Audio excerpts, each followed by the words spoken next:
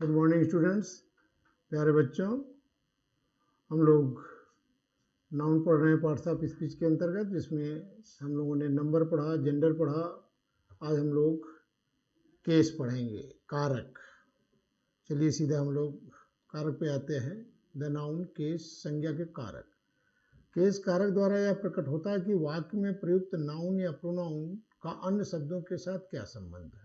Case shows the relation of a noun or a pronoun with the other words in the sentences. कारक case निम्न चार प्रकार के होते हैं। नॉमिनेटिव केस, कर्ता कारक। इस कारक से वाक्य में कार्य करने वाले कर्ता सब्जेक्ट का ज्ञान होता है।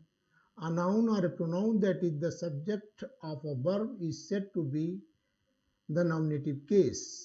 पहचान क्रिया के साथ कौन या किसने लगाने पे जो उत्तर में जो नाउन या प्रोनाउन शब्द मिलता है वह उस क्रिया का कर्ता या सब्जेक्ट ऑफ द वर्ब कहलाता है। जैसे Vikas speaks the truth, Anu wrote a letter.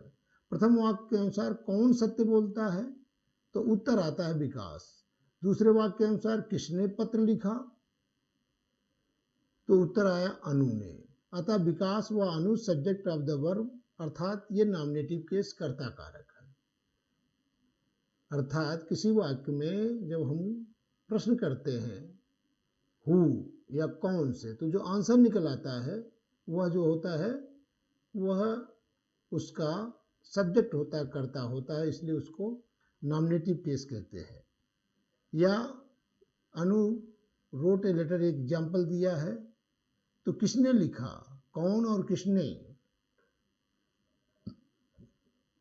Who question करने पर जो आंसर आएगा वह सब्जेक्ट हो जाता है, उसे नॉमिनेटिव केस कहते हैं। दूसरा है ऑब्जेक्टिव केस, कर्म कारक। जिस संज्ञा नाउन या सर्वनाम प्रोनाउन पर वाक्य में हुए कार्य का प्रभाव पड़ता है वह ऑब्जेक्ट ऑफ द वर्ब होता है, अर्थात ऑब्जेक्टिव केस कर्म कारक कहलाता है।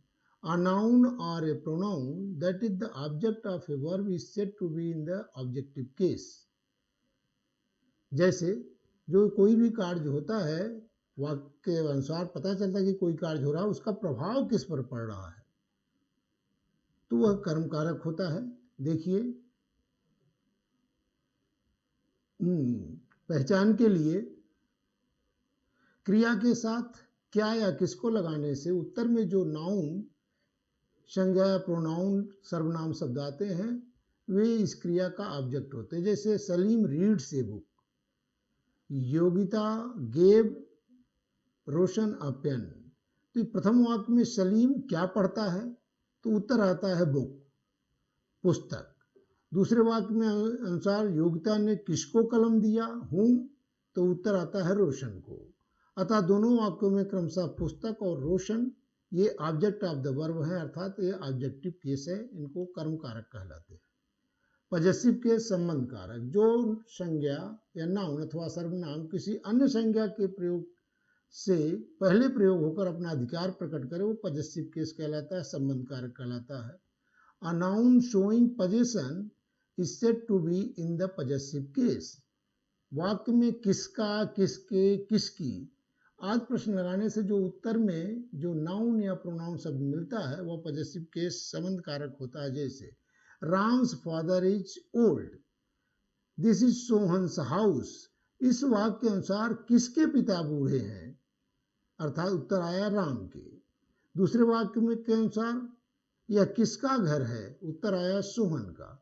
अतः राम तथा सोहन का अधिकार क्रमशः फादर या हाउस पर प्रकट होता है। अतः राम व सोहन पजेसिव केस संबंध कारक है। कॉम्प्लीमेंट केस पूरक कारक। अपूर्ण क्रियाओं का अर्थ पूरा करने के लिए जिन संज्ञा शब्दों का प्रयोग किया जाता है उन्हें कॉम्प्लीमेंट केस कहते हैं, पूरक कारक कहते हैं। A word that is the complement of a verb is said to be in the complement case.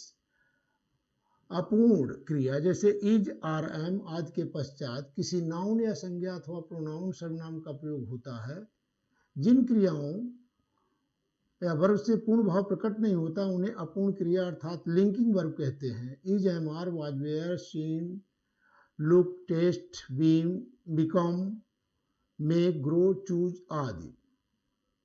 निम्नलिखित वाक्यों को ध्यानपूर्वक पढ़ो। Ram was a king, Ram एक राजा थे। यू आर वेरी नाइस, तुम बहुत अच्छे हो। प्रथम तथा द्वितीय वाक्यों में क्रमशः किंग तथा वेरी नाइस शब्दों के बिना वाज व आर क्रियाओं का अर्थ पूर्ण नहीं होता है। राम वाज, जब तक किंग नहीं लगाएंगे तो अर्थ नहीं पूरा होता है। यू आर वेरी नाइस नहीं लगाएंगे कुछ तो यू आर का अर्थ पूरा नहीं होता। अतः उपयुक्त वाक्य में किंग तथा वेरी नाइस वाज तथा आर के कॉम्प्लीमेंट अथवा ऑफ द वर्ब या पूरक कारक कहलाते हैं। कॉम्प्लीमेंट ऑफ द वर्ब अर्थात पूरक कारक कहलाते हैं। अब इसमें एक्सरसाइज दी गई है, इस एक्सरसाइज को आप लोगों को करना है। कर करके आप फोटो खींच करके भेजेंगे। जिसमें आपको न समझ में आए तो आप लोग जो है हमसे संपर्क करके प्रश्न पूछ सकते हैं। एक्सरसाइज आपको करना है, करने के बाद उसका फोटो खींच करके भेजना है। Thank you, all the best.